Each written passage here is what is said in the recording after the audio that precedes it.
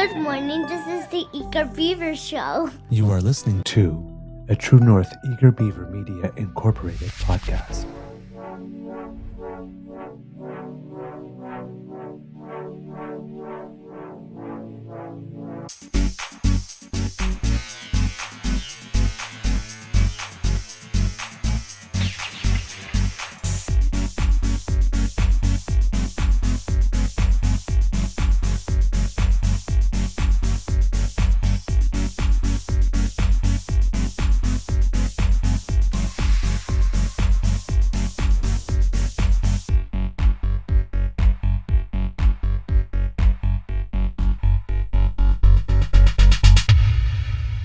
True North Eager Beaver podcasts are proudly brought to you by our founding sponsors, the Miss V Mysteries from Corvid Moon Publishing, your source for science fiction, fantasy, and cozy mysteries featuring a broad diversity of characters.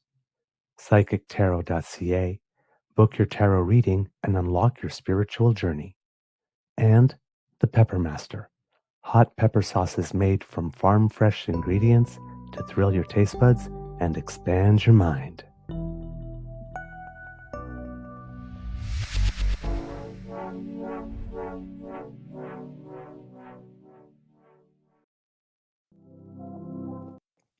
Well, good morning and hello, kids and cubs, and welcome to Season 5 and episode number 668 of the Daily Beaver Morning Show.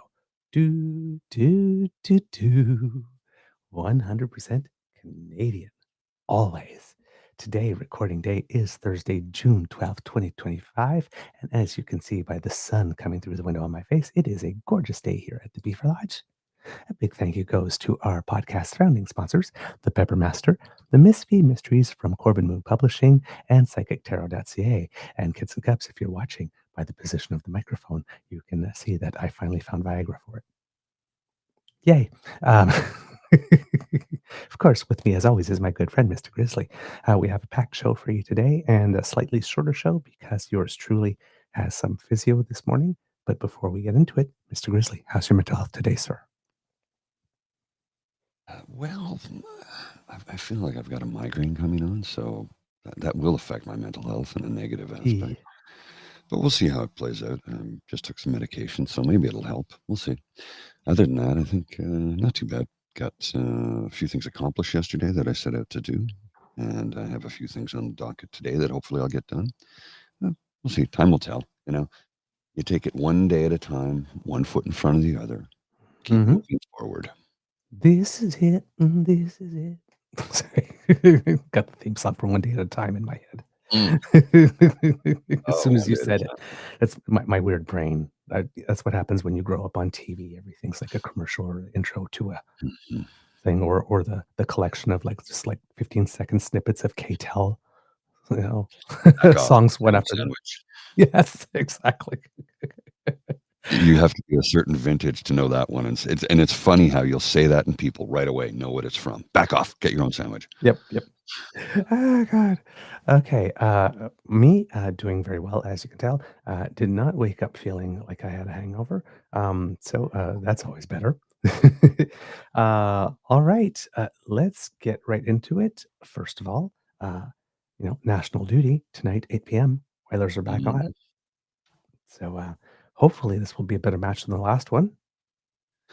Yeah, hopefully they show up for this one because they really didn't for the last one. Yeah, they had an extra day off, so maybe they had time to calm down and deal with their discipline issues.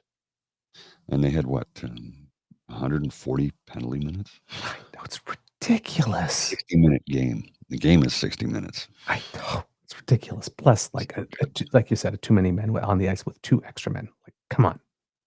So hopefully, I think there was indiscipline all around there. So hopefully that will take place tonight. And speaking about other stuff, oops, she did it again.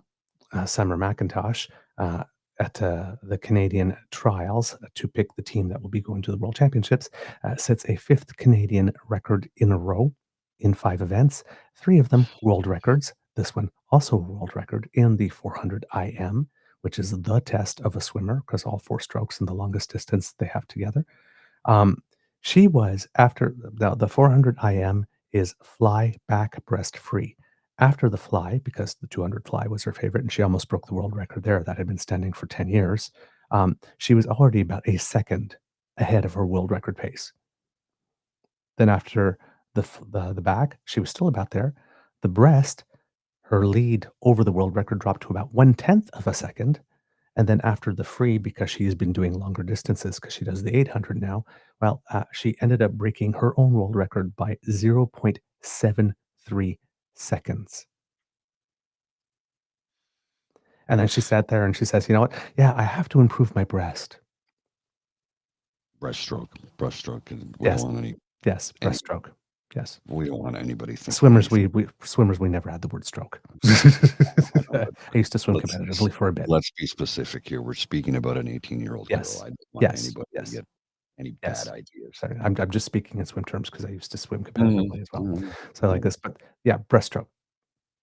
Because she actually lost like about 9/10, 8/10 of a second of her lead on the world record after the first 2 strokes on breast, and then gained 6/10 of it back. At the end of it, she actually swam her last 100 freestyle in the 400 AM faster than she swam her last 50 meters in the 400 IM faster than she swam her last 50 meters in the 200 IM, in which she also broke the world record Mm. after doing all 3 strokes and swimming double the distance. She's phenomenal. Which means she can lower the 200 one even more if she wanted. It's just she's Well, and so you good. remember too, swimming is a sport where the athletes seldom succumb to serious injury. Rotator cuff usually, if it's gonna be That's something. about it. Yeah, but that's what I'm saying, serious injury. Yeah, It's not like, you're a quarterback in football and then y somebody hits you from behind and right. snaps your femur, and that's it. That's the end of your career. Yeah, Eh, there are seldom career-ending injuries in swimming. yeah. It'll either be a rotator cuff thing or a repetitive motion thing, Right, especially right. if you're a distance And swimmer.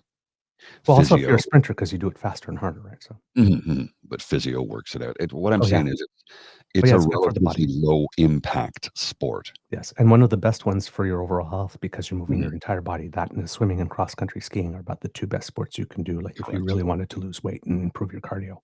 Those are your 2. Absolutely. Without serious impact. I mean, like running, Yep. I know people who run all the time, and I'm like, "Well, that's jarring to your knees, your ankles," you know, it's but swimming and cross country skiing, there's no impact, Mhm. negative impact, relatively speaking, compared Yes. to a lot of other sports. Yeah, That's all. absolutely. Yeah, they're the 2 of the best ones to do. So, yeah, she's phenomenal. She's Mm, just absolutely phenomenal. So, yeah, 5 events, 5 Canadian records, 3 of them world, on her way to the World Championships. Um, and of course, preparing for the next Olympics where, she's hoping to, Michael Phelps it, gold in yeah. all her individual events, and then see what the relays bring. I can imagine her going to do all of those things. It'll be another summer of summer, and don't Mhm. be surprised when she walks away with all of the medals. Mhm. Penny Alexiak on her return is also qualified for 2 individual events Nice. because you remember at the Olympics, she only qualified for a relay, based on her time, and, Mary Sophie Harvey, who was also in that race, the 400 IM that, Summer Macintosh, broke the world record in, she finished 2nd in that one in a personal best time for her as well, so, the the tide of summer is also, rising all boats on the Canadian Mhm. team. So, Well, I remember phenomenal. when Penny won in Rio, she was what? She's 16 at the time, Mhm. and she wasn't expected to place. This was Mm-mm. just, "Let's see what she can do," and, as a future team bright member of the team, of course, she wins a gold medal, and then she won how many medals in Rio? Then all of a sudden, it was no longer, uh I can't even remember her brother's name, but he was drafted for I think the Dallas Stars at the time, and it Okay. suddenly switched to instead of, "Oh, so and so's sister," it's now Yes. me. Alexiak has a brother. I think he plays hockey or something. Like it just completely flipped the script. I know. It's great. Yeah, I love that. Yeah, she won 4 in Rio. 1 yeah. gold, 1 silver, 2 bronze. And she was not expected to place anywhere in the top Mhm. 10. Yep, she became the first Canadian to win 4 medals at a single Summer Olympics. Yeah, at that and point. she's only 24. Yeah. And Oh, yeah. I mean, Oh, yeah. That listen, like Ledecky was still swimming at 40, right? yeah, Like the careers are long now. I mean, now Katie Ledecky is also a yeah, once in a generation phenomenon like Summer Macintosh yes, was. But I mean, she was very specialized in a couple of events, whereas like Summer is just a great all around swimmer, pretty much. I mean, she can pretty much every medal except for breast. She could every event except for the breaststroke. She could probably medal individually, hmm right? I mean, if she swam fly as an individual event, she could probably medal in that too. Because her fly is not fly, but her back. Her back is really good. A lot of people neglect the backstroke, and her back is she powers through it. She gains on other swimmers on the backstroke. So yeah, like I said, if she does to her breaststroke what she has done to her backstroke, s- you think she's dangerous now? yeah. Yeesh. Watch it. Right. All right. So, other things that we were talking about today, kids and cubs. It's a bit of a grab bag today in terms of stuff, but still, some important things going on here. With regard to what's going on in the Prime Minister's office itself and running the government, as you know, um, things can appear a little chaotic at the beginning of a new government, particularly this one, since Mark Carney, uh, you know, came in, won the leadership, uh, ran for the leadership, won the leadership, then immediately went into an election.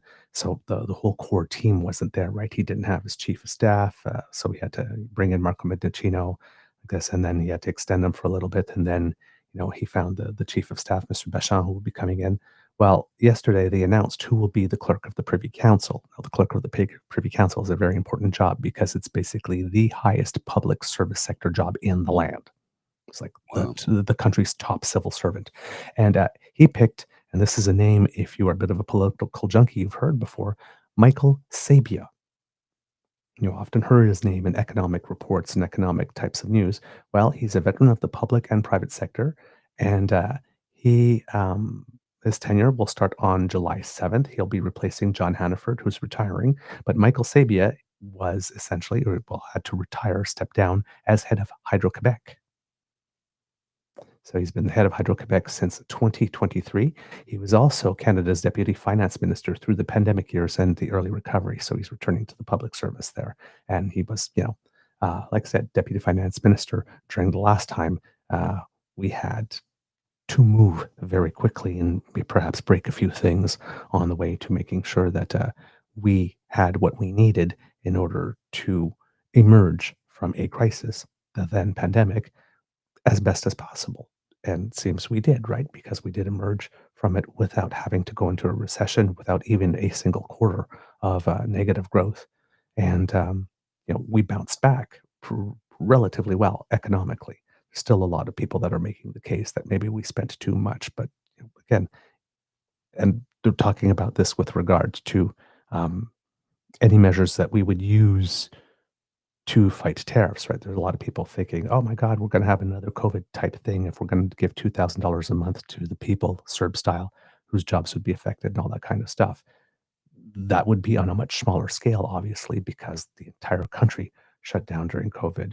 But there's other factors there. We're thinking, well, that's going to destroy the dollar, it's going to destroy everything. But since then, the United States credit rating has dropped, which made it such that the interest rates for their debt has gone up, and which makes our debt much more attractive. So that if we have to issue bonds to fund some of the things that we're doing, well, now all of a sudden demand for our bonds has increased.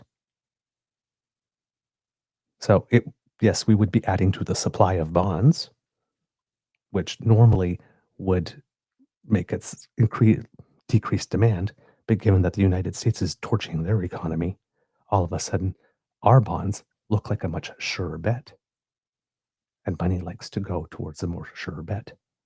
So that kind of helps us out too, which is pretty good. So Michael Sabia has that type of knowledge, and he's been brought in. He's considered a very, very heavy hitter. He also served as the head of Quebec's public pension plan for over a decade before that, and is the former CEO of Bell Canada Enterprises.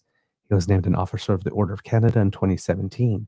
Now, the Privy Council offers nonpartisan policy advice to the Prime Minister and Cabinet and is responsible for managing the broader public service. So it's a really, really important job, and they brought in a very heavy hitter to make sure that that goes smoothly. It's a pretty good choice, just like the choice of Béchamp for Chief of Staff. A lot of people are looking at that and going, wow, okay, pretty good. So there you go, making sure you're doing the little things right. Well, I just thought I'd share this with you from Theo. Yeah, For really. those of you at home listening, it is a picture of, is it Kim Jong-il or Kim? I can't remember what his name is. The leader I of think. Korea. I'm sorry? Kim Jong-un, I think. I don't remember. I don't remember which of the Kim Jongs it is anymore. It's the leader of North Korea sitting at his desk says, meanwhile, in North Korea, and he's joyfully throwing his arms in the air, yelling, awesome. And in his left hand, he has a card, and the highlight of the card is, you are cordially invited to the G7 Everyone is Welcome Summit, dining and dancing to follow. Yeah, Kim Jong-un. Yeah, and it is, I mean, no, he was not invited. But no, we're just kind of joking. Like, do you really have to invite all of the world's worst people? And it does seem like the G7 is actually becoming a little bit more of a G20, which there are a couple more people who've been added to the invitation list and who are considered being invited too. But we'll get to that in this section. But no, don't worry, Kim Jong-un has not been invited. Get some cuffs. Senior officials today will be holding a virtual technical briefing at around 8:30 a.m. Senior officials from Global Affairs Canada to share more details on the upcoming G7 summit. As we know, there's a little bit of controversy with having invited Prime Minister Narendra Modi of India, and BC Liberal MP Sukh Dhaliwal, who we've talked about before, says that he does have a meeting scheduled with the Prime Minister this week to talk about the decision. Dhaliwal says he's spoken with hundreds of people who disagree with Carney's decision to invite Modi to the upcoming Leaders Summit, some of them members of the Liberal caucus. The former Prime Minister, Justin Trudeau, and RCMP have linked agents of the Indian government to the murder of Canadian Sikh separatist activist Hardeep Singh Nijjar in Surrey, British Columbia, nearly 2 years ago. Last October, RCMP Commissioner Mike Duhem said the police force had evidence linking the Indian government officials to other crimes in Canada, including extortion, coercion, and homicide. So Dhaliwal, who represents the riding where Nijjar was assassinated, said the invitation betrays Canadian values and should have been made conditional on India's full cooperation with Canadian law enforcement. And there's a lot of people who would not disagree with that. But again, we don't look to politics for morality, right?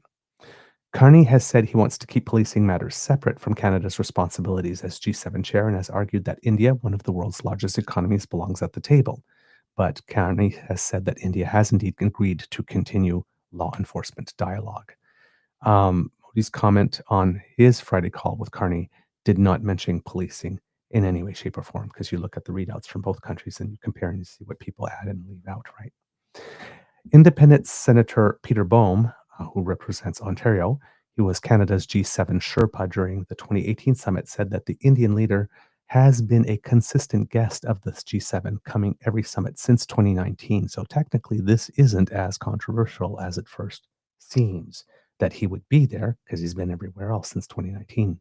But in Canada specifically, given our relationship with India and given what they did on our territory, allegedly,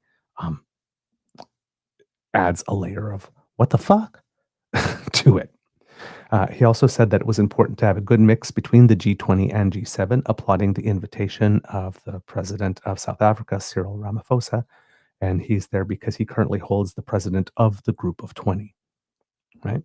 So it's really starting to look more like a G20 when you consider everybody that's been invited. Representatives from the World Sikh Organization, the Sikh Federation of Canada, and the BC Gurdwaras Council are going to go to the West Block Press Theatre to highlight what their issued advisory describes as, quote, growing concern within the Sikh community around ongoing threats to Canadian Sikh activists, as well as the Prime Minister's invitation to his Indian counterpart to take part in the G7. Wouldn't be surprised if there would be some protests organized by the Sikh community taking place during the G7, which could cause some embarrassment to Modi, especially if there's television coverage of them. Not sure if those protests would be in the Kananaskis, well, not the Kananaskis area, but the sort of 4 areas around there that have been set up for public protest, or would just be happening in BC itself. But there is that, and we know that those types of images make Mr. Modi relatively prickly. Let's put it that way. To say the least. Yes. The meeting will be Carney's first leaders summit as a head of state, as the leader of a nation. You got to use head of state a little differently here because here the king is officially our head of state. But he has taken part in G7 gatherings. He's not new to them as the governor of Bank of Canada and the governor of the Bank of England. He also won't be alone as a rookie leader around the G7 table because it will be the first summit for more than half the leaders that are there, including the German Chancellor Friedrich Merz, Japanese Prime Minister Shigeru Ishiba, and United Kingdom Prime Minister Keir Starmer. The European Council's President Antonio Costa was also new to the scene. The dean of the group will be French President Emmanuel Macron, who will be participating in his 8th summit. This will be Trump's 4th. Italian Prime Minister Giorgia Meloni will be taking part in her 3rd, and the European Commissioner President Ursula von der Leyen's 5th time attending, although I'm wondering if she might have attended in other capacities before because she's been on the scene for quite a while. Among the guests, again, Ramaphosa, the President of South Africa, of course, President Zelensky from Ukraine, Australian Prime Minister Anthony Albanese, Brazilian President Luis Inácio Lula da Silva, Indian Prime Minister Narendra Modi, a new name that we had not mentioned before, Indonesian President Prabowo Subianto, and this is a big invitation because I believe Indonesia is the 4th most populated country in the world and a country with which we just signed a free trade deal. So very interesting that they're coming. Mexican President Claudia Sheinbaum, who confirmed recently that she will indeed be coming. South Korean President Lee Jae-myung has agreed. That's a new name on the list that we hadn't had confirmed before. And of course, still no confirmation whether or not the Saudi Crown Prince will come. It seems that Canada has also invited the head of the United Arab Emirates to the summit. Yeah, this is technically this is a G7, but it looks more like it's a G20, right? And then some, because as Mark Carney has said several times, Canada needs to lead the way. Canada needs to be the leader in the world right now. And damn it, if he isn't doing it, I mean, it's his Rolodex is absolutely fantastic. I mean, he can call them, can get them to come. I don't think anybody actually has a Rolodex anymore. I know. I do get the references. His ad. A Rolodex, for those of you who aren't aware, is a thing of cards that you spin around, and it has lists of its names and addresses, and Yes. It's how we used to keep. It used to be the address book when you had a lot of addresses, and then you just spin it around. So yes. UAE President Sheikh Mohammed bin Zayed Al Nahyan has been invited to the summit. Abu Dhabi has not yet said whether or not it has accepted the invitation, but now it seems that the invitations are going back and forth because the office of Brazilian President Luis Inácio Lula da Silva says that Prime Minister Mark Carney will attend and has been invited to and will attend the COP30 summit in the Amazon region city of Belém this November. So now the invitations are going both ways. Mm-hmm. Interesting. And of course, given Mark Carney's experience as the UN official envoy for finance and climate action and his book of values and all the stuff that he's written, he definitely would be a prized guest to have at a COP summit. So the invitation has been extended and accepted. So that's kind of interesting as well. So yeah. Lots of stuff going on. We have a little bit of an idea of the schedule. This is thanks to Rhonda McCharles here from the Toronto Star. She says, Prime Minister Mark Carney's G7 summit is designed to find common ground and bridge, if not downplay, differences with the U.S. president viewed by many of the guests as disruptor-in-chief of the world's economic prospects. With that in mind, as the Star reported last Saturday, organizers of the Kananaskis meeting are not working to produce a joint communique, contrary to usual practice. So it seems that everybody in Canada here kind of has the feeling that Donald Trump is going to go his own way somehow, in some way, at some point. So, and is not particularly inclined to play well with others. So they've pretty much given up on any opportunity for a joint communique right from the get-go. Would seem that way. Yes. So, because that would require a consensus of agreement among leaders of, all the nations that are, well, at least the G7 nations. Instead, the G7 host, Carney, is expected to issue a G7 chair statement and the closed-door high-stakes sessions that could nevertheless produce some heated discussions will be summarized in documents likely to be so whitewashed of the juicy bits that they could almost be written in advance. It's probably what you're going to get, some, big, broad statements. The Toronto Star has learned the schedule that leaves room for both candor and compromise. The world leaders who begin to arrive on Sunday, June 15th, will be shuttled to Kananaskis by helicopter while their entourages travel by road to Banff.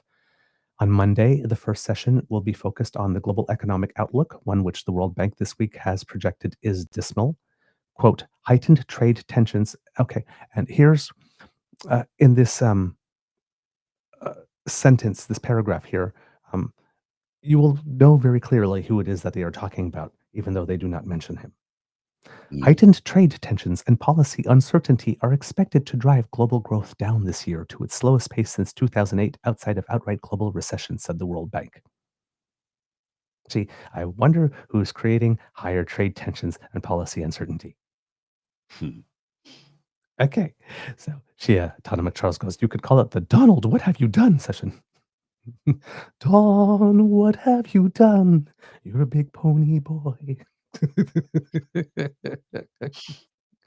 That session will continue into a working lunch on economic growth, security, and resilience, which will see the leaders discuss energy security, critical minerals, emerging technologies, and non-market policies and practices. They'll talk about harnessing artificial intelligence and quantum computing. Trump can be expected to rail against global efforts like Canada's and France's to tax or regulate digital giants. The non-invited guests likely to feature in this discussion, which neatly ties into Trump's concerns about unfair trading practices, is China. Carney has invited big economic players like India and Brazil to the summit, but they won't be at this G7 only discussion. And the Canadian host has not invited China or Russia, despite Trump's advocacy for Russia to have been brought back into the big G group of world leaders. Not gonna happen, sister. Monday afternoon, Carney will lead a, quote, making communities safe session, which will range across topics like wildfires to foreign interference, themes that will make it possible for the G7 leaders to talk about climate change and the environment and to discuss China's influence in the world in ways that Trump might be expected to engage with. This session will also discuss how G7 should counter drug trafficking and migrant smuggling, both important to Trump in his bid to stem fentanyl flows into the U.S., but also important to Europe, which has confronted political challenges with inflows of migrants. The session also provides a way to talk about concerns about other countries' roles.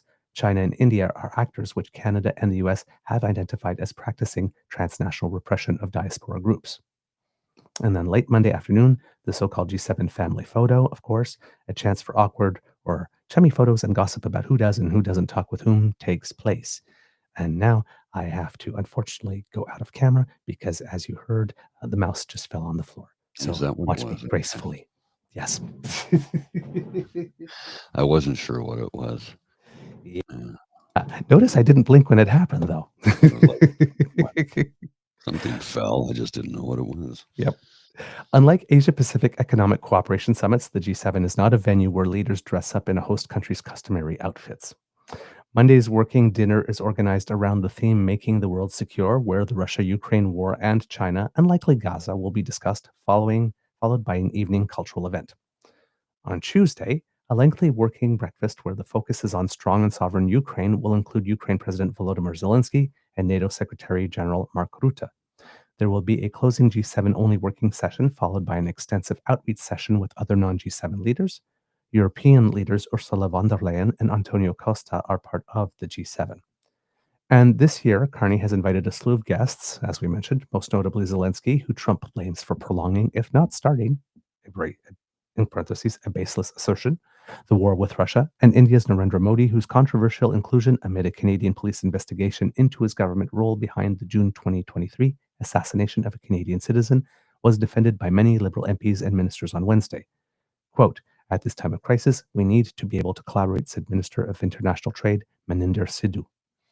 On Tuesday, the larger group will pose for another family photo and scramble to snag whatever bilateral meetings can be squeezed in. A final working lunch is scheduled with a following session on energy security to discuss diversification, technology, and investment, quote, "to ensure access and affordability in a changing world." Along with NATO Secretary General Zelensky and other G7 attendees, pretty much and all those people that will be showing up here, quote, "Canada is hosting global leaders for a global conversation about numerous issues, energy security, peace and stability, and trade routes for all members who are attending, and it is therefore important for all countries who are being invited to be at the table," said Foreign Affairs Minister Anita Anand in defending the invitation of Modi to the meetings. Carney, if he follows past practice, will host a closing news conference, but most leaders are expected to speak to their traveling national press corps to spin what was achieved. And the political value of a meeting like this is often found in the hallways, one-on-one sit-downs, or pull-aside bilateral meetings. White House Press Secretary Carolyn Leavitt said Wednesday that in Kananaskis there will be quote, "quite a few bilaterals between the president and other foreign leaders." She did not specify which meetings were in the works. So, gives you an idea of all the activity. There's a lot packed into a few days there. Got any thoughts on that, Mr. Grizzly? No, not really. Hmm. Um, It's one of these things you just got to see play out and see what happens. I mean, in all honesty, what else can you say right now? Let's just see what happens. Yeah, indeed. Now, going along with this, it seems that there is some chatter about the Canada-US relationship specifically. It seems that there's been a document of some kind that's been circulating, about a 5-page document, where it seems that there is some indications that there is progress to some kind of agreement between Canada and the United States, according to 3 sources with direct knowledge of the situation. The document has been sent back and forth between Ottawa and Washington. The sources spoke to CBC, of course, on condition they not be named because of the sensitivity of the matters being discussed. This is by Katie Simpson, Louis Blouin, and Fanny Olivier. The 2 sources said that there's no expectation. So what we talked about, whether or not there would be an announcement of some kind, that the G7 would present a great media opportunity for it, but that there's actually no stress or pressure for it to actually happen. It seems that there's no expectation that a deal will be reached before the G7 summit. Quote, "There's no deal agreed upon by both countries," said a 4th Canadian government official speaking on background. Quote, "In a negotiation, there will be many documents sent back and forth with several hypothetical scenarios." CBC News has not seen the document, but one source with direct knowledge of the situation says that it has fewer than 5 pages. Clearly, it's not an extensive deal. The source says it states that Canada is willing to participate in the Golden Dome security program originally proposed by US President Donald Trump. Again, willing to participate, willing to consider, again, not very clear here in this, whether so. There's a difference between Canada is willing to participate and Canada is willing to consider participation. And some of that may have been lost in translation, so people are asking questions about that. And again, because there's several drafts, whether or not that would remain in there when it comes time is another thing. But it also mentions Canadian commitments to build more infrastructure in the Arctic, Canada's pledge to meet its NATO defense spending targets, as well as previously announced border security investments. Canada's contributions to national and global security, of course, had become an irritant in the Canada-US relationship, with Trump accusing Canada of not doing enough. It remains unclear what the American side is willing to commit to, although Canada has lobbied aggressively for tariff relief. And all the tariffs, the wide range of tariffs that we have been imposed upon us. So the 25% tariffs on all Canadian goods, and then 10% tariffs on energy, and then the additional ones on steel and aluminum, and who knows whatever else there are. At this moment, it's hard to keep track of all of them. So here, the CBC News had asked the White House, the U.S. Trade Representative's Office, and the U.S. Department of Commerce for comment, but they declined to respond on the record. A second source with direct knowledge of the situation told CBC News that it's a very tumultuous moment in the Canada-US relationship, but that generally trade negotiations are moving in a positive direction. The source says that these are not traditional trade talks, as Canadians witnessed during the renegotiation of NAFTA, which is now known as CUSMA. That is up for review next year, but both Canadian and US officials have signaled that they are open to starting that process sooner. So there you go. Reports of progress, but nothing that anybody can see or look at or whatnot to confirm that there is indeed progress. And of course, with Trump, depending on whether or not his underwear is too tight one day or not. Yeah. Well, right. So, well, I'm just saying, because right now he's also announcing, like this, we've got this big deal with China, and we're, like this, and these critical minerals and magnets, they're going to be like, we've done it. We've got a deal, and you got Nutlick going like, these things will actually start to be treated like right now, today. And China's going like, yeah, we have an agreement in principle. Like this on a couple of things. So, they're not exactly saying the same thing, as we know Trump likes to quote Trump stuff up. It seems that a key performance indicator for the summit will be getting something down that all leaders can agree upon, and that will also include the US, and that will be a challenge, says Deanna Horton, who's a former Canadian ambassador twice posted to Canada's embassy in Washington, D.C. She says that the key to a successful summit will be managing Trump, both at the meeting and afterwards. Former diplomat Colin Robertson, a senior advisor at the Canadian Global Affairs Institute, said that there are, quote, low expectations for the summit. He said that there's no expectation that the gathered leaders will be able to agree on a joint communique, as we talked about earlier, by the end of the summit, and questions whether Trump would even be willing to sign on to one in the first place. Independent Senator Peter Boehm, who we mentioned earlier, who had worked on the G7 in 2018 that we had hosted in Charlevoix, he said that if a complete consensus can't be reached, there's little point in releasing a document with partial support. Quote, you're just racing towards the lowest common denominator if you don't really convince anyone. So what could happen is a chair statement, like we mentioned, and it seems that that's what we're going with, as France did in 2019 instead of a joint communique. Quote, I don't think not having a communique is somehow a measure of a failure, he said, suggesting that the G7 could release several separate declarations as well. And in this case, it wouldn't be, because if you have a player that just doesn't want to sign on to anything, because trying to get him to make a commitment to anything's like nailing Jello to a wall. The fact that there's no communique doesn't say anything about the G7. Mm-hmm. Right? This says more about the guest, pretty much. So yeah, interesting things going on all over. Again, we just have to see how it plays out. That's about all what we can do. But the pieces are set for something that could be rather interesting and could be news. If there's any news, it might not so much come from the communique or the chair statement, unless there's like massive broad agreement between everyone except Trump, right? But we might get... That will be the general consensus, everyone except Trump. Pretty much. If I don't get my way, I'm just going to leave and take my ball home. Yeah, go ahead. Yeah. The world is passing you by and we don't give a shit anymore. Yeah, exactly. So it's not that it won't be a newsworthy event, right? But there's always going to be that little asterisk, right?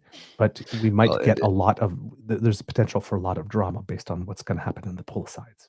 Well, in the end, it's basically, look, it's not me, it's you. Yeah. Like, it's really you. It's you. You're the problem. It's all you. We've moved on. And the world is moving on rapidly. And he fails to recognize that. Yeah. And I'd say the entire Republican Party fails to recognize that too, because they're just so wrapped up in their own bullshit. Yep. But it truly is, the world is like, nope, we're moving on without you.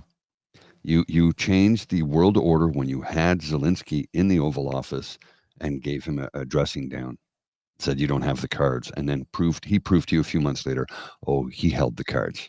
He has several decks of cards.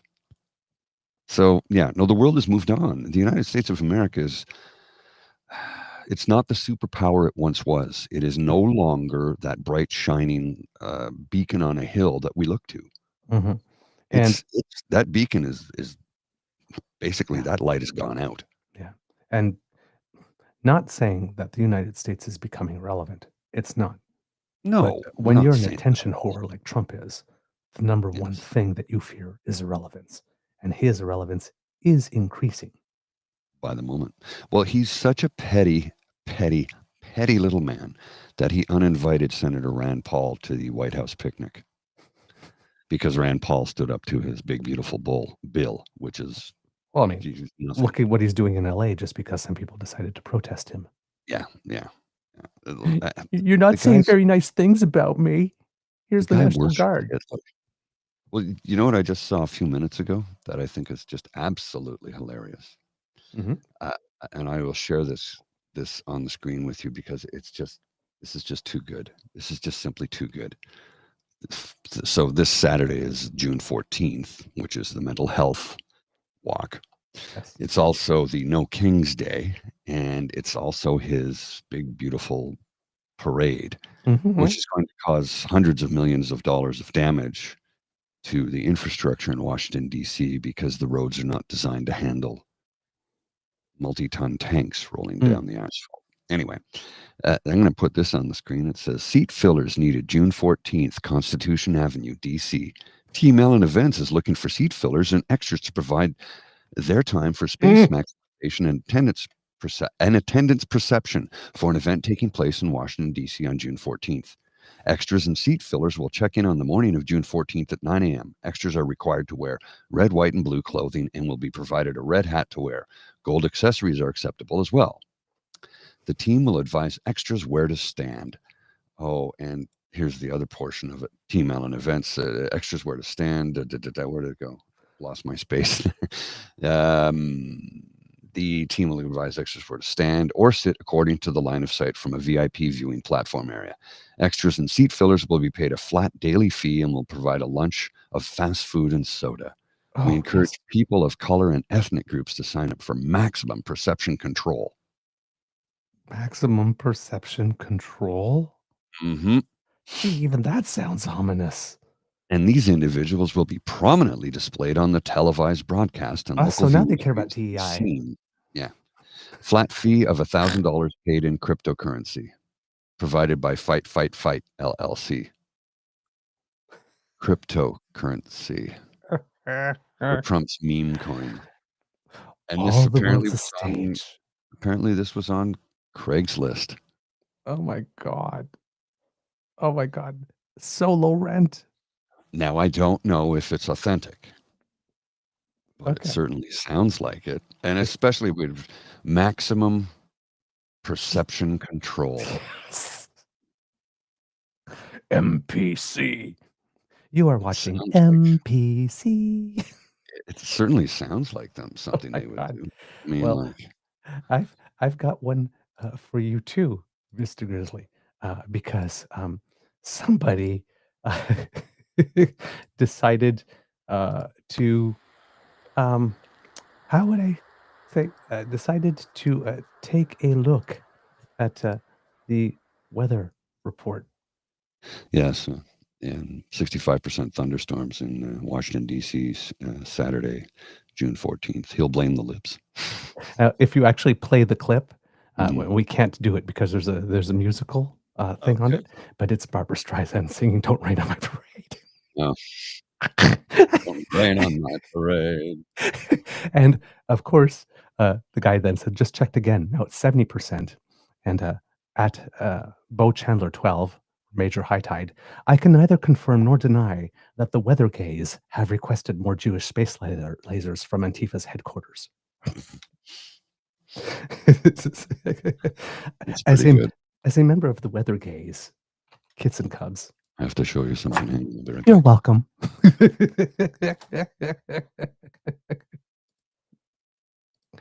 Ah, oh, oops. Where did Mr. Grizzly go? Okay. So yeah, um, I called upon Mother Nature, and you're welcome. Your royal queen beaver lives to serve. I need to share this with you because it's hilarious. This is the Jewish Space Laser Corps challenge coin. secret Jewish space laser core challenge coin.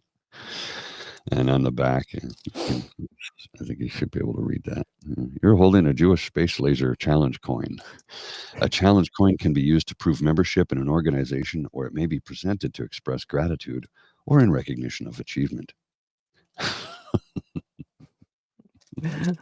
I've heard mine's in Yeah, the so mail. I've never opened it because I thought, oh, this is just too good. I just hang it on the wall because I think it's funny. Secret Jewish space laser core. And you have to notice the bottom of it, what it says. Can you see the bottom of the coin? Let's see if the light hits it there. It says Mazel Tov. Mazel tov. Not Mazel Tov, Mazel Tov. Mazel tov.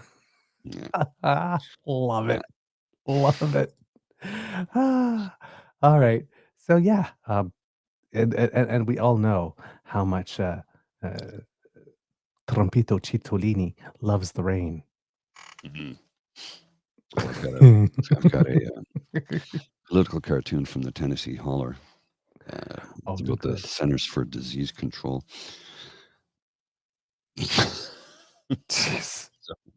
So for the listeners, it's two scientists in a lab at the Centers for Disease Control, and one scientist is stating, our vaccine preventing stupidity is a partial success. 30% of Americans refuse to take it.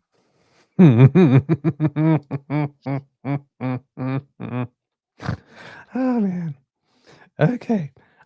In other news, something interesting is happening. As you know, it's become a bit of a penchant of certain political leaders to want to use or abuse of the Charter's Notwithstanding clause in order to ram things through. Doug Ford tried it with Bill 124, and that ended up costing Ontario taxpayers about $6 billion in back pay when it had to be redressed. And, Pierre Poilievre mused aloud about using it preemptively. Mm-hmm. Only on the toughest criminals. Yeah, sure. Well, it seems that, and perfectly named, Peter Harder wants to make it harder to use the Notwithstanding clause. I got to show you this picture because I'm fascinated by this man's classes. Absolutely fascinated by his classes. Yes. Like what unique frame? It looks like they're held up with a tie wrap almost, but almost, yeah. Interesting. It's a unique framework. You have to see the photo. I can't. It looks like a tie wrap goes through the top of the frame of the glasses. Yeah, they're very unique. Very unique.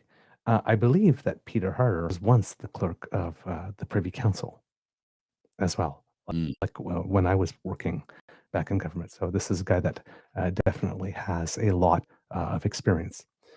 This is an article by Davis Legree of iPolitics. If the Conservatives had won the recent federal election, Pierre Poilievre would have done something unprecedented as Prime Minister. During the campaign, Poilievre vowed to use the Notwithstanding clause to ensure multiple murderers faced longer prison sentences, despite consecutive life sentences having been found to be a violation of charter rights. Since the Charter of Rights and Freedoms was established in 1982, no federal government has invoked Section 33, known as the Notwithstanding Clause, which allows governments to temporarily override a person's rights. Senator Peter Harder wants to keep it that way. Recently, Harder introduced Bill S-218 in the Senate, which would amend the Constitution to raise the threshold for the federal government to use the Notwithstanding Clause. This week, Harder sat down with iPolitics to discuss why Poilievre's campaign promise worried him, his belief that the Notwithstanding Clause was a, quote, regrettable compromise, and why the clause leaves Canada vulnerable to authoritarianism. So it's a question and a session here. So question. So you want to put conditions on when the federal government can impose the Notwithstanding Clause. Why?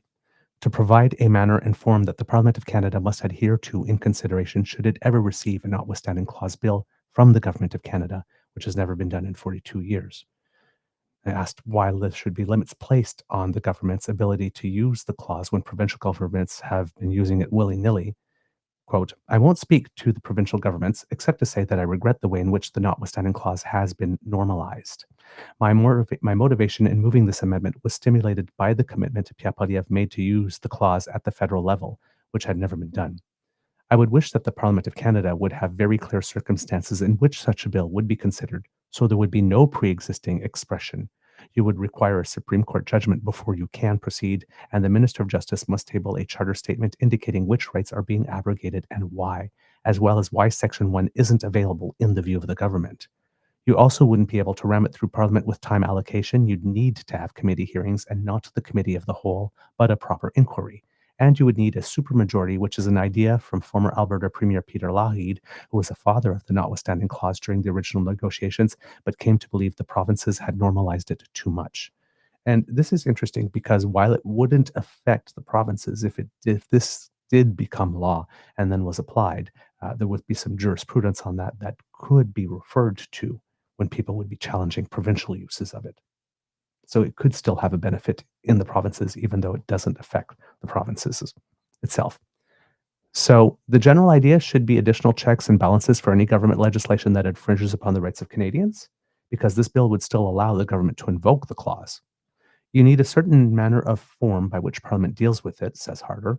The preemptive use of notwithstanding clause that has been normalized in other jurisdictions has been a real abuse. It's like a belly button. People who use the notwithstanding clause not for popular causes, but to deal with the rights of minorities and those whose voice isn't heard sufficiently. So I think it's incumbent upon governments to exercise their power in a restrained way. I'm not saying they shouldn't exercise that power, but no preemptive usage, no shoving it down Parliament's throat, no absence of hearings, and you need a supermajority. I think that this is pretty damn reasonable. Mm-hmm. Question. You mentioned that no federal government has ever invoked the clause since it came into existence. So why do we need it? Is this bill a Pierre Poilievre protection plan?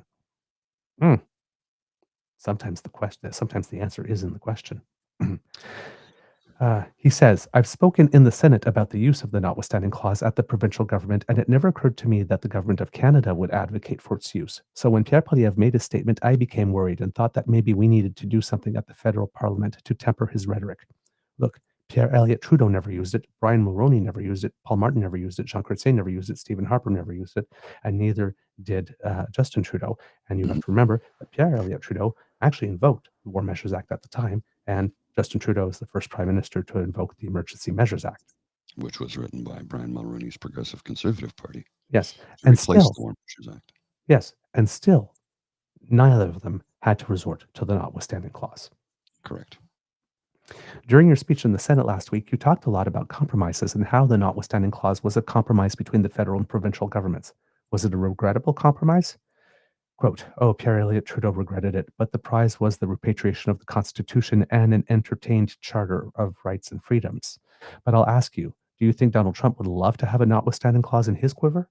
Mm-hmm. Do you think the notwithstanding clause leaves Canada more vulnerable to authoritarianism? I think its use by Pierre Poilievre was aligned with that rhetoric of populism and bullying that we need to guard against.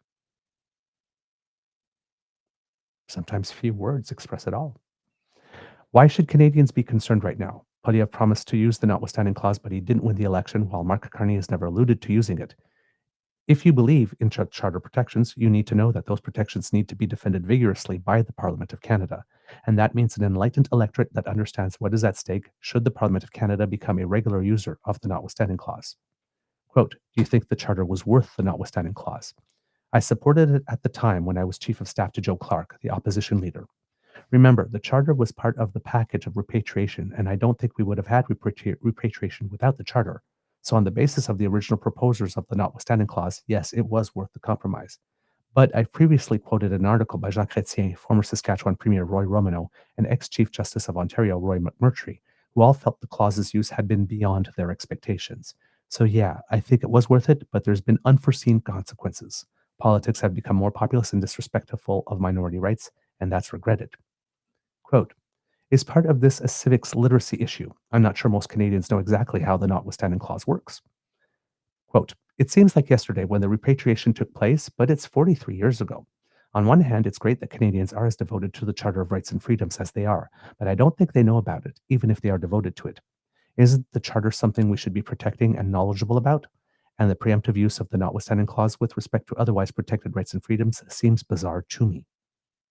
Can you do this? Can the Senate public bill amend the Constitution? Yes, if it affects only the Parliament of Canada. It could not impose these rules on provinces. Now, I hope that we are putting a standard up against which civil society, the media, and informed Canadians can ask why certain jurisdictions aren't adhering to the same principles as the Parliament of Canada established by itself. Do you know how your fellow senators feel about this idea. The Conservative senator seemed rather critical of your introductory speech. I thought they asked good questions and I was happy to answer them. It was a respectful engagement on a subject that Parliament is not used to speaking about, and I sense a lot of support around the chamber. I think there's interest in getting it to committee for further study and hearing from other experts, so I'm quite pleased. Have you spoken to any MPs about sponsoring the bill in the House should it make it there? There are a number of MPs who have expressed interest. In fact, some attended the speech, though it's a bit early for that. And I said in my speech, if the government wants to pick this up and make it a government bill, I'd be more supportive than that. Finally, why is this such a high priority for you? We're only weeks into the new parliamentary session, and as we talked about, Carney has made no mention of using the notwithstanding clause. Then it's perfect for the Senate. Look, Poilievre's remarks were very recent, but I also had a motion in the last parliament, and I've been on this issue for some time. I felt this was an important opportunity for the Senate and Parliament to deal with this as a significant guardrail and what could otherwise be a slippery slope of normalization. Senator, way to go. I'm all for this. Yes, no, absolutely. I am all for this. And hopefully, like I said, either the jurisdiction, if we can do it, the jurisprudence precedent that it could create when it is challenged and it is invoked in this way. This new law would be invoked. And of course, the fact that it would just exist, causing the questions, inconvenient and embarrassing questions to provincial governments who would like to do it. And sometimes, like I said, if you can embarrass people enough, so they sometimes back down. So, yeah, a good move. Good move. Do you have anything to say on this, Mr. Grizzly? No, I think it's a good move. I agree with what he's doing. This is a man who is deeply concerned about democracy in this country and preserving it, because the notwithstanding clause is, there's reasons no single prime minister has ever used it, because not is it just precedent setting, but it's damaging to our parliamentary system of democracy. It's outside of the Westminster system. It's a unique thing that doesn't exist in any other Commonwealth nation, as far as I know. And I know that Pierre Trudeau didn't want it, but it was the compromise he had to make in order to repatriate the Constitution and create the Charter of Rights and Freedoms. So it was not something he wanted, but it's something he had to do. And it's never been invoked by a PM because it shouldn't be invoked. And you need to make it harder for somebody to invoke it. Yes, indeed. Because you know damn well if Pierre Poilievre is going to do it, he's going to do it because he's throwing away the idea of a democratically elected parliament right out the window, and he wants to be a dictator. Carney's never alluded to it. Not in any way, shape, or form. Right. There's been no mention of it. So, again, when I say Pierre Poilievre is a narcissist who wants to rule over you, not govern, an example is he'll use the notwithstanding clause to ram through anything he wants. I mean, right now it really doesn't matter when it comes to Pierre Poilievre, because he's unemployed. Unlike a toilet, he doesn't have a seat. He doesn't have a job, and we're still paying for his room and board. Now, I do understand the thought process of, look, let's just leave him in there for the time being because he may get a seat back. So leave him in there for now. But if he loses the by-election, move him the hell out of there. Oh, yes, absolutely. But I mean, to move him out now and maybe move him back in a few months' time is a waste of money.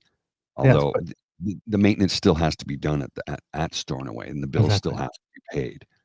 But if, like, the petty side of me is like, well, listen, Andrew Scheer, if you do not want to move in for whatever months that you are, that's fine. We can leave Pierre's stuff there, but Pierre physically should not be there. He should not be there. No.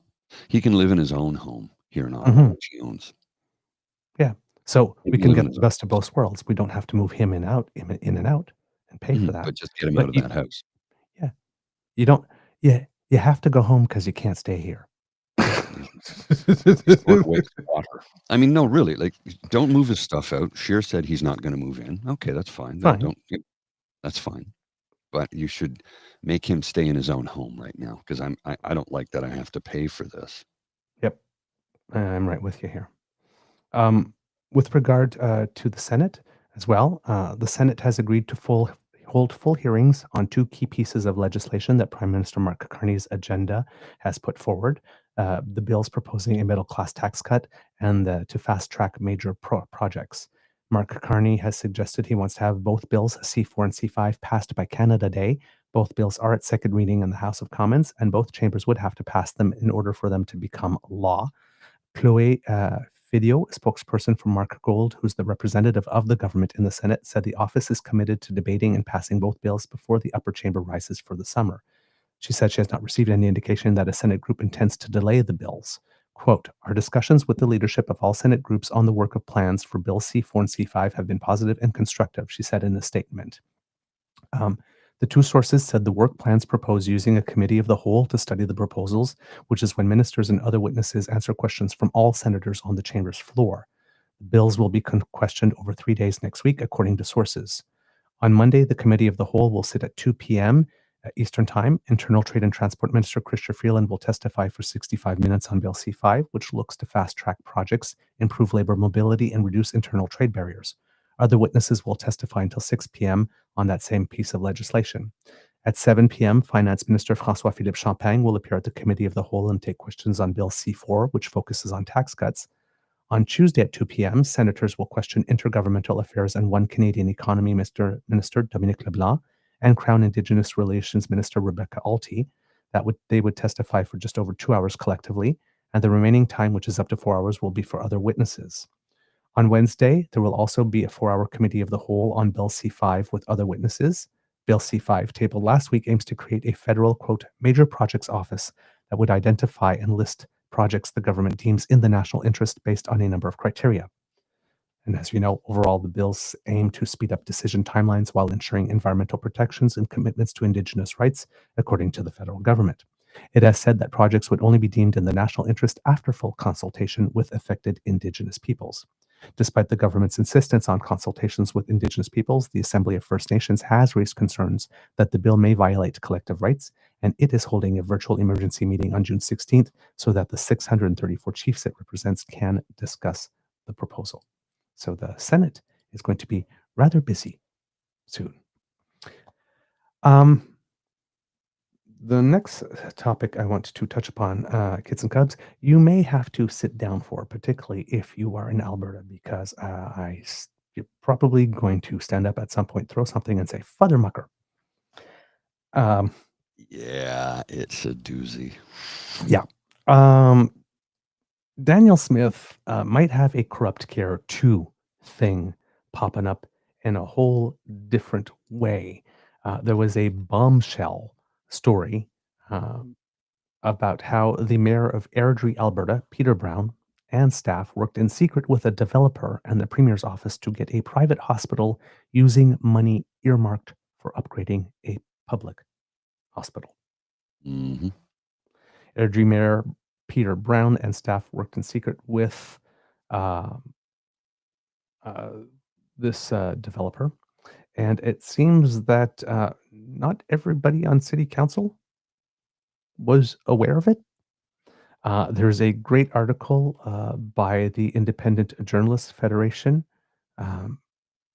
that I would recommend. It's called Controversial Alberta Private Health Center Helped Behind the Scenes by Airdrie Mayor, Documents Reveal.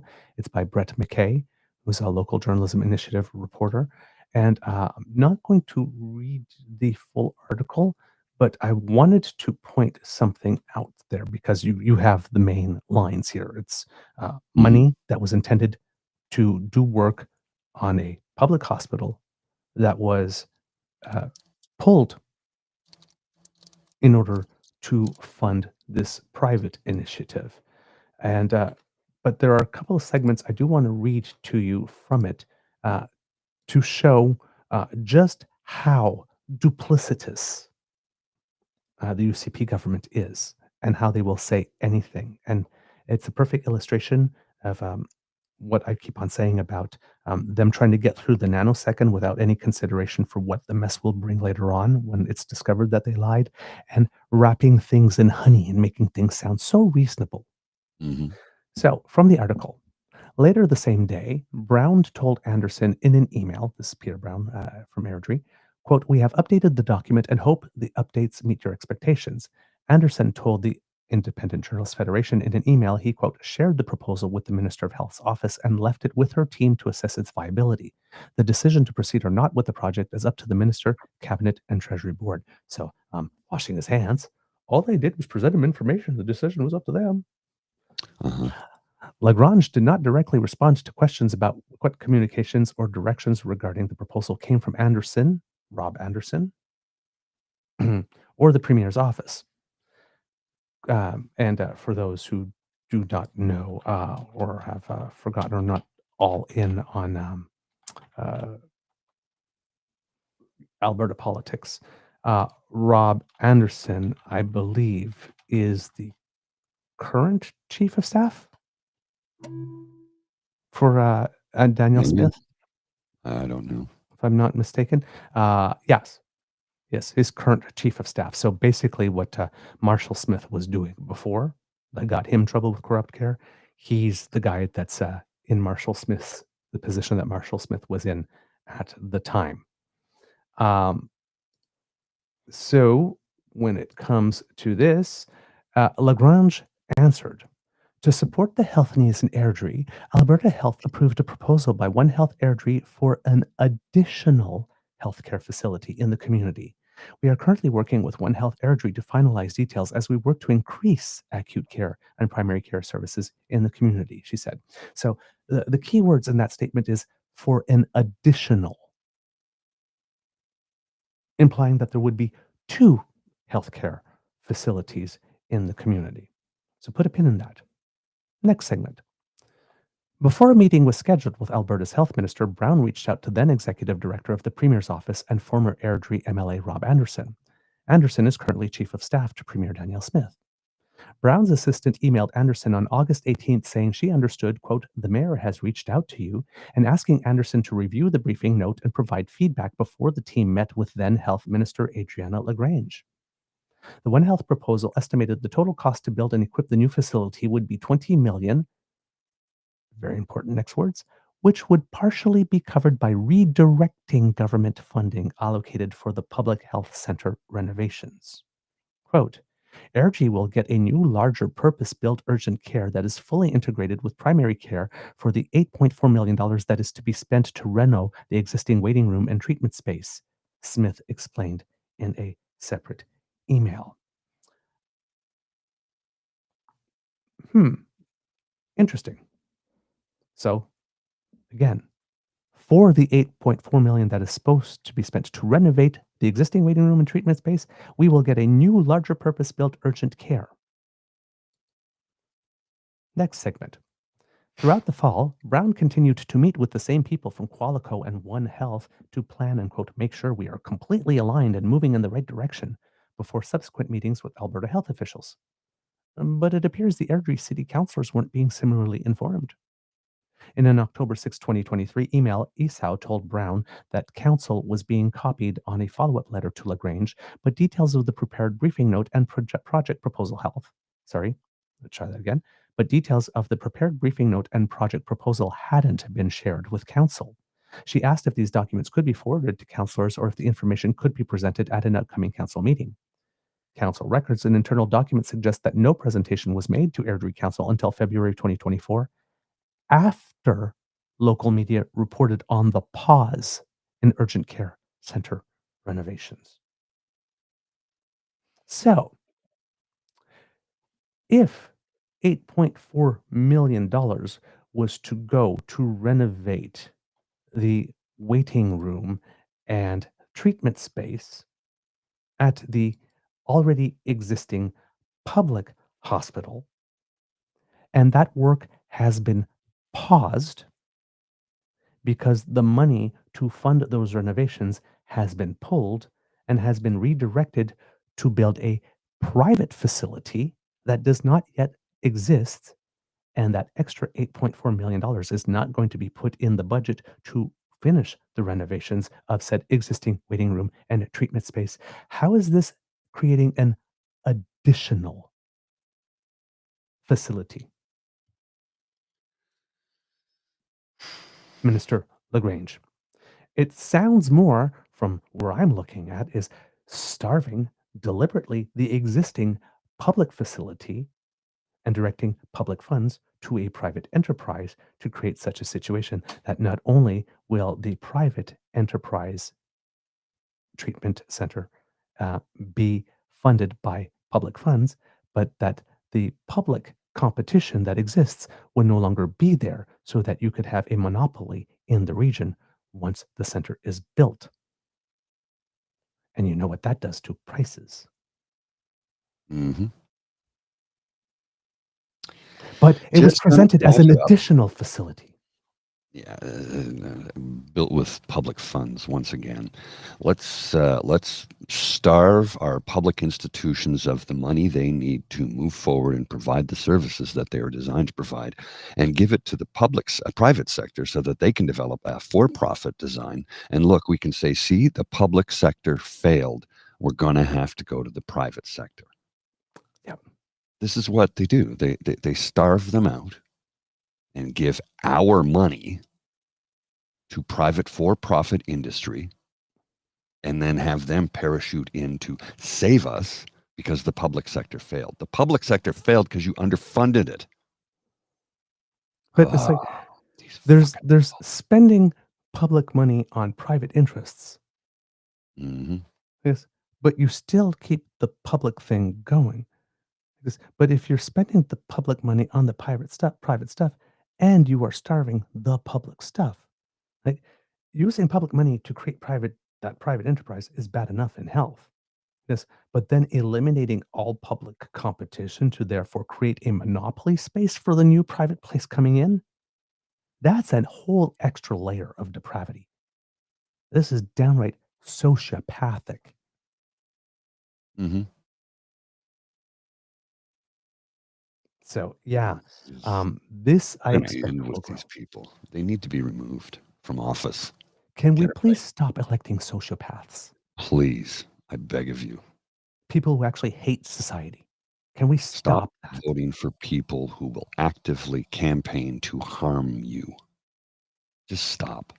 The leopards eating people's faces party, they're going to eat your face too. This is the stuff that usually results in public inquiries. This is the type of stuff that should result in a public inquiry. Yeah. But it's Alberta, so Danielle Smith is just going to and move on to the next thing that she's going to light a match to. It's just like, and you just keep on hearing the news out of Alberta. She's punching down on seniors now. She's like punched down on the disabled. She's just taking things away left, right, and center from people. And still, it seems that nobody's noticed or gotten mad enough to say, "Hey, that you're supposed to be there to help us and give things to us, not take everything that we've got away." But nobody seems to be mad enough yet.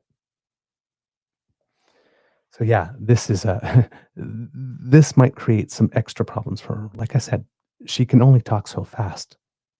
The problems are starting to mount up, and more of them are emerging. Some days, I tell you. All right, couple of little housekeeping things before we go today, kids and cubs. The Parliamentary Budget Officer says that Ottawa's plan to slash the sales tax on housing would save eligible first-time homebuyers an average of roughly $27,000 off the price of a newly built home. The federal government's fiscal watchdog predicts in a new analysis that a little over 71,000 new builds for over 71,000 new builds will qualify for GST relief over the lifetime of the program. And when you're talking about housing here, it seems that as well, there is some criticism of Doug Ford, who has not been managing to get it done with regard to housing. According to QP Briefing, Ontario's housing market took a sharp downturn in the first quarter of 2025, even as other parts of the province's economy showed signs of strength, according to a new report from the Financial Accountability Office.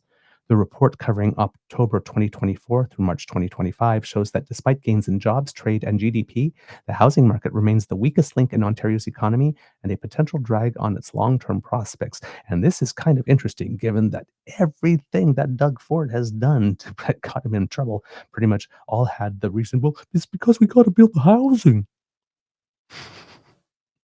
And all this controversial stuff that he's doing up north is, well, we got to do the Ring of Fire, which he's been saying for a while. And there's like one mine.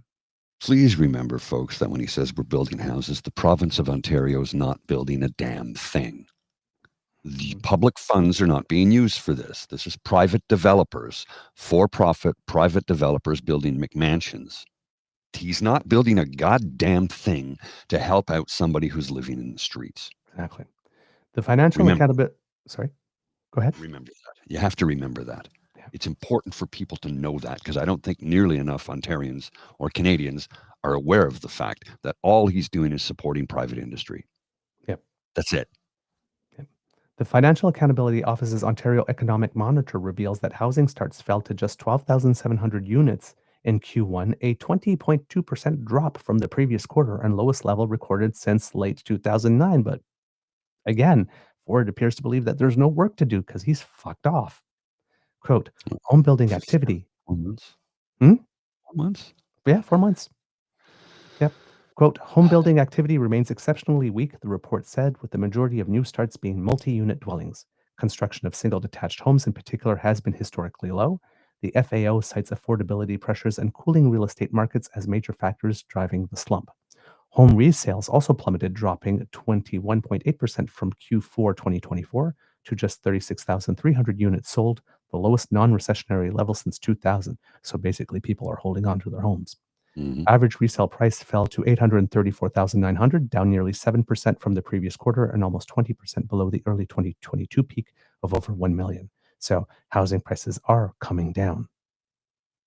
22%, almost 20% over the last 3 years. So that's good. Rents apparently also are going down. Starting to drop. They're starting to drop as well. But yeah, the get it done guy, the for the people guy, the one thing that he keeps on trying to destroy everything for, allegedly to do, which is build homes, is destroying the country, but it's not destroying the province, but is not building the homes. And up north, who apparently wants all this Ring of Fire stuff, is destroying the economy, but not getting any new actual projects started. 7 years. 7 years. He's not getting it done. No. Like in any way. He's getting money into the pockets of his wealthy donors. Yeah. The whole shell game of Thurs and the destruction of Ontario Place so that we could build a spa there by a company that technically only exists on paper and doesn't actually own anything. Yeah. As reported in the New York Times, it's a shell game. They're pretending to be another company that they're not. And it's costing us, what's the penalty if we back out of this 95-year lease? $480 million? It's something, yeah, it's substantial. And remember, we're building them a parking garage for $500 million for a private for-profit. How is that? What? I know. It's dumb. It's like giving money to oil companies who never clean up their orphan wells. Yeah. Stop with the corporate welfare. There are people starving in our streets who need a place to live and money in their pockets to feed themselves with. But instead, you'll give billions away to people who already have billions. Stop doing it. Indeed. A couple of things there. When I was mentioning that alleged deal between China and the United States, is that you have to sort of look at both sides and see what they're being said. So it was IQ47 said the U.S. has reached an agreement with China to stand down on a series of punitive measures enacted over the past month, returning the two economic giants to partial trade war detente reached in May. The U.S. government said Wednesday that the deal involves China agreeing to stop restricting exports of rare earth minerals and related magnets to the U.S. in exchange for the U.S. reversing planned restrictions on Chinese students and lifting export controls on software. That seems like a very limited deal. The full deal, reached after 2 days of talks at Lancaster House in London, was not immediately released.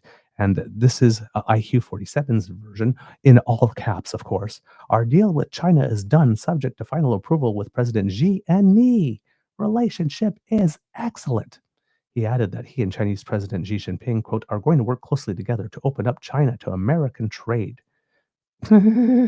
Commerce Secretary Howard Nutlick told CNBC that China is going to, quote, approve all applications for magnets from United States companies right away. Think of that language, right away, very much the same day. Yeah, I'll believe that when that lasts. Now, of course, all the other things that the irritants have remained unchanged. The U.S. will continue to levy a 30% tariff on Chinese goods, plus a 25% tariff on some products that was imposed during his first term. China's tariff on U.S. imports will stay at 10%. Quote, we like our position. We like things are working with China, said Nutlick of the negotiations. Every inch of that room was gold-leafed. It was like the perfect place to negotiate a Donald Trump deal. Like anybody cares. But not everyone was so excited. Treasury Secretary Scott Bessent told a congressional committee hearing Wednesday that, quote, China has proven an unreliable partner, and, quote, we will see if Beijing fulfills the bargain this time. He said, yeah, we could say that about you, sister. And Canada laughed. Jeez, oh my God. And Canada laughed in sarcasm. Jeez. We are in the midst of constructing it, he says. Mr. Bessent, who said he flew back to the U.S. Capitol from London at 4 a.m. after the talks finished, cautioned that the agreement was narrowly focused on resolving the critical minerals issue and did not represent a full trade deal between the two countries. Gee, you wouldn't know that based on what Donald Trump said. Our deal with China is done. Nor does the agreement represent a truce on the broadest front of Mr. Trump's global trade war. A large chunk of Mr. Trump's tariffs on China remains in place, as does Beijing's lowered tariff on Washington. Beijing's official news agency, Xinhua, referred to the deal as a agreement in principle. The deal is done, China. Not so much. So again, right, you can't believe anything that comes out of their mouths. Little follow-up on the Auditor General, Karen Hogan, on GC Strategies. Canadian press reported that the federal organization, quote, failed to follow procurement and security rules in awarding contracts worth millions of dollars to the two-person IT firm, which was heavily involved in the development and rollout of ArriveCan screening app. While it seems that the Conservatives are trying to find a way to market this in some way for themselves, Conservative ethics critic Michael Barrett, sorry, but no, not him, would give the government 100 days to recoup $64 million reportedly paid out to the firm with no proof that any work was completed, as well as impose a lifetime contracting ban on the firm and its founders, as well as any other entities with which those individuals are affiliated. It would not, however, be binding on the government, as it would be simply represent the House of Commons expressing its collective opinion on the matter. MPs will nevertheless get the chance to deliver their preliminary verdict on Finance Minister François-Philippe Champagne's proposal, quote, to make life more affordable for Canadians by fulfilling several key campaign pledges, including reducing the marginal rate on lowest income brackets, temporarily removing the GST from first-time homebuyers, and permanently repealing the law that established the consumer carbon price.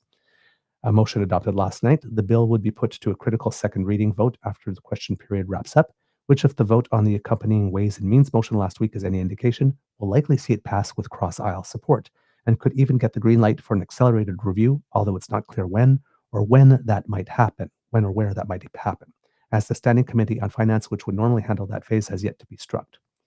So yeah, there we go. At the same time as the Conservatives are saying, we need to see a budget before we approve anything, it looks like they are actually going to fast track the financial means going on with regard to tax cuts and stuff. So they're talking out of both sides of their mouths here on this one. And it seems that, yes, they're going to use an opposition day to strongly urge that the government try to get blood out of a stone. Well, I mean, because that's an effective use of our time. So again, they're going to get the clips and they're going to, go like this saying, why don't you get the money back? Why don't you get the money back? It's like why don't you ban them for life instead of just 7 years? Okay. Because if you ban a company like that for 7 years, it doesn't destroy them for life. Yeah, no kidding. Right? Action for action's sake. Strong, strong, strong. The cult of tough. 3 of the 14 signs of fascism. Yeah. They're just wasting our time. And they'll continue to do it for as long as we let them get away with it. Yep. Mr. Grizzly, do you have anything else? Because that's all I had for today. I have a couple of little tidbits here I wanted to share, which I thought was interesting. This is from Ecos. I don't know if you've seen this or not. Mm-hmm. Do you approve or disapprove of the way the following individuals are handling their jobs? It's Mark Carney, Prime Minister of and leader of the Liberal Party of Canada. Approval rating 68%, disapproval rating 32%. Okay, let's just scroll down here. Mark Carney enjoys a 2-to-1 net positive approval rating, the highest approval rating of a sitting prime minister since Justin Trudeau's 2015 post-election period. Pierre Poilievre, meanwhile, has seen his approval rating fall to an all-time low. Do you approve of the way the following individuals are handling their jobs? Pierre Poilievre, leader of the Conservative Party of Canada. Disapprove, 67%. Approve, 33%. Figures adjusted to exclude 10% of respondents who skipped the question. The Liberals, 44%, now lead the Conservatives 32% in the polls by 12 points. Tracking federal vote intention 3-day. How did you vote in this election? How do you plan to vote in the upcoming federal election on April 28th? Well, I mean, that's done and gone because we're middle of June now, but 43.9% for Liberals, 32% for the Conservatives, 12% for the NDP, which they didn't even get that much. Anyway, I thought that was kind of an interesting little tidbit that should be shared. Such a shame. Mm-hmm. Yeah, well. Such a terrible shame. You just hate to see it. And for those who were wondering, the vote on the Bloc Québécois motion with regard to the carbon rebate to distribute it to the extra payment to residents of Quebec, because as Christine Normandin did have a point saying that given that we prepay the payments from carbon payments were anticipatory payments, and therefore this last rebate is for money that Canadians didn't actually spend on carbon taxes. So therefore, it's just basically a tax windfall, right, which Quebec was excluded. As I suspected, would failed. British Columbia be excluded as well? Well, yes, indeed. Yes, And 'cause there was an amendment to include British Columbia into that opposition motion. That was rejected by everybody except the Bloc. And the entire motion was rejected by everybody except the Bloc. So while the Bloc did not get what it wants, the government also got the cover it wants because everybody else voted with it. So they can't turn around and say, oh, well, now the Liberals are going to lose ground in Quebec because everybody except for them agreed on making this payment. Only the Bloc voted for it. Not even the Conservatives to shit disturb. I have a breaking story that I don't believe are aware of. Probably not. This is from Stuart Bell and Mercedes Stevenson at Global News. Oy. Hang on now. Hold on. A suspected Indian government agent had Jagmeet Singh under close surveillance, prompting the RCMP to place the NDP leader in police protection 18 months ago, sources have told Global News.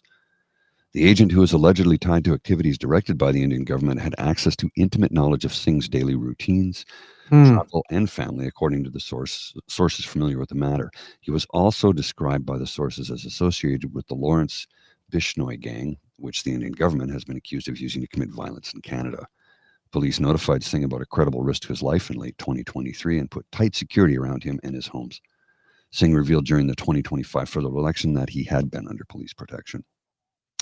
No details of the investigation have been publicly disclosed until now, and Singh has said the RCMP never told him who was behind the threat, although the implication was a foreign government.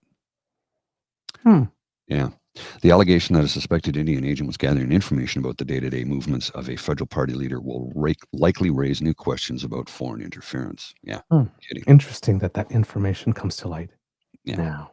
Yeah. Interesting. Oh, well. Kids and cubs, that's the end of this episode of the Daily Beaver Morning Show. We hope that you love listening to us because we love making this for you. Remember, sharing is caring and word of mouth is priceless. So please tell your peeps and poops all about us.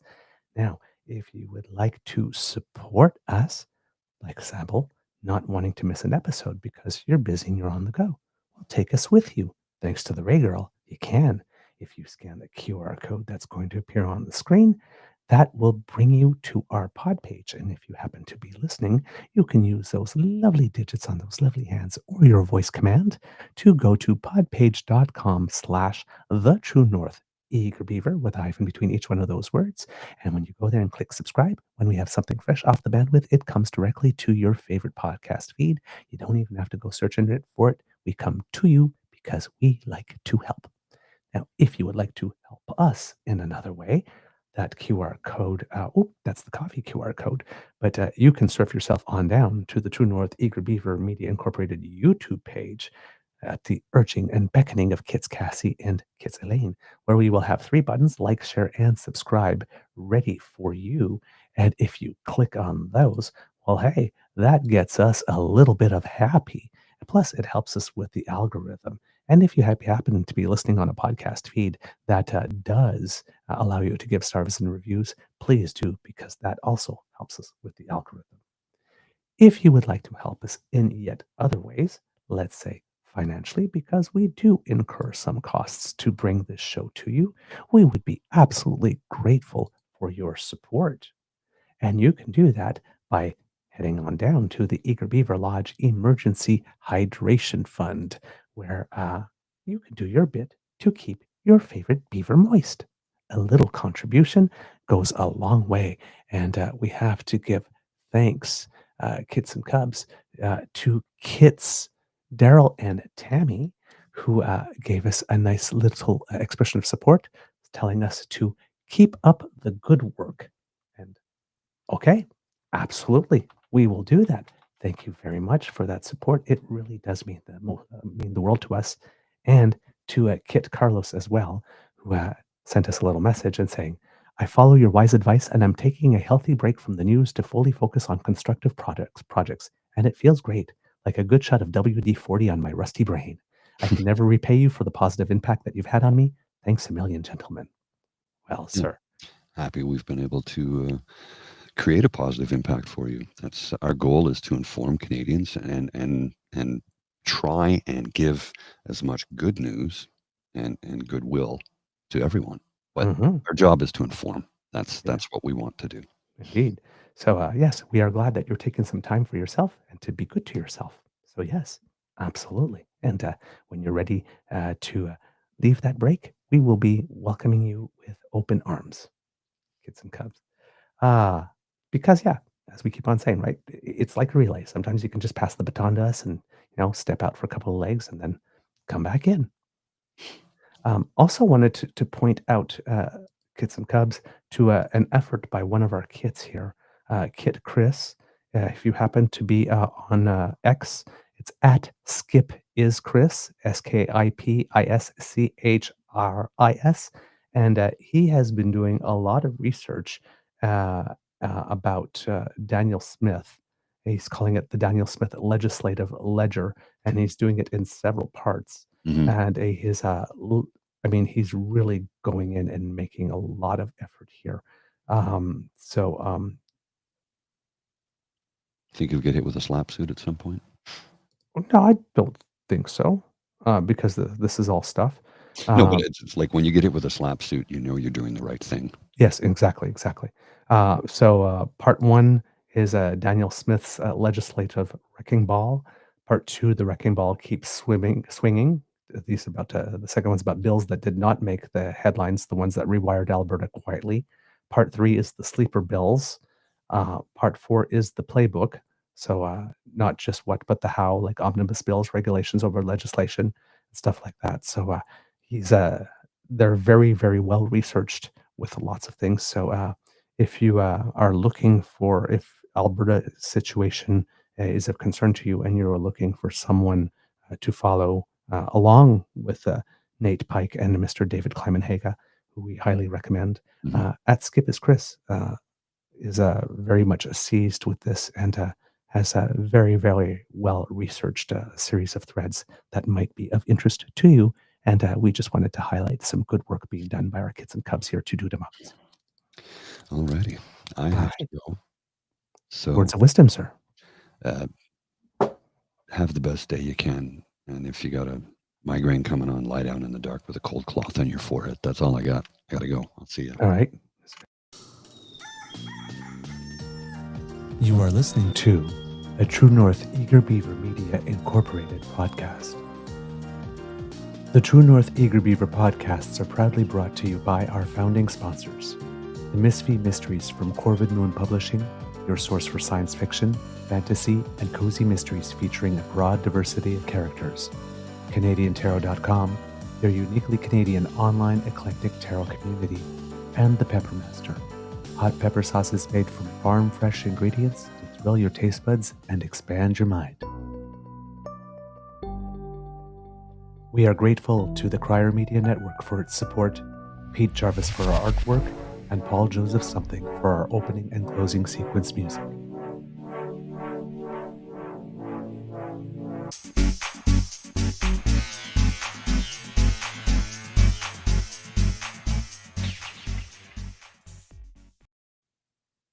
All right, there gets Cubs. Mr. Grizzly was a little happy on the trigger finger there because I didn't do the because democracy is something that you do portion. So because democracy is something that you do, remember that if you live in the province of Quebec, voting is now open in the Quebec Liberal leadership race. You have until the 14th to vote, so get those votes in. The results will be revealed on July 14th. Of course, June 23rd, the by-elections in Alberta, 3 of them. Prepare your vote, plan your vote, help out and volunteer if you can, and of course, encourage all around you to go and vote as well. Because Cubs can be a tough world out there, so please be kind to and gentle with yourself. That's all I have to say today. Thank you for joining us and keeping us some company today, and we hope that we kept you company too. And now, I am off to physio. So, see you tomorrow.